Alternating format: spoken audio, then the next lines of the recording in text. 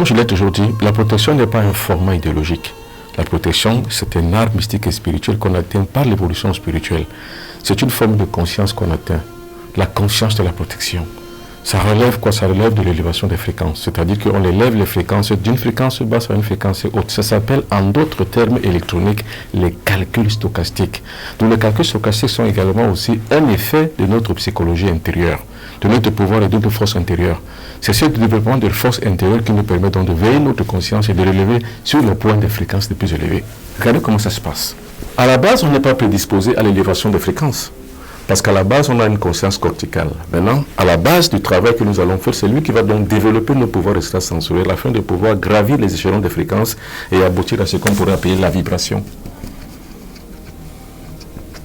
C'est cette vibration qui est donc l'agrégat de l'élévation de nos fréquences, ce qui permet que nous puissions repousser toutes les attaques extérieures. Donc, quelle que soit l'attaque extérieure, d'où qu'elle vienne, c'est une protection assurée parce que nous avons élevé nos fréquences supérieures. Alors, qu'est-ce qu'il faut faire concrètement? Il faut la méditation. La méditation est la science royale de l'âme, celle qui permet de veiller et de réveiller les consciences supérieures, quelles qu'elles soient, d'où qu'elles soient, quelle que soit leur nature, de pouvoir les élever sur le champ des fréquences. Ça s'appelle les calculs stochastiques de la vibration de la méditation.